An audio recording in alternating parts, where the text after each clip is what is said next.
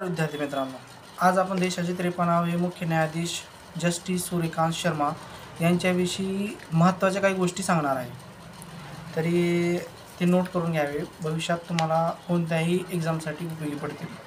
Justice Suryakant Sharma यांचा जन्म 10 February 1962 रोजी हरियाणातील हिसार या शहरामध्ये झाला. त्यांचं शिक्षण हिसार येथील महर्षी दयानंद विश्वविद्यालयामध्ये LLBचं शिक्षण त्यांनी पूर्ण केलं. 1984 मध्ये त्यांनी पूर्ण केल्यानंतर ते 2000 या वर्षी हरियाणा स्टेटचे सर्वात तरुण महाधिवक्ता झाले. त्यानंतर त्यांनी 2004 पर्यंत याच पदावर राहिले.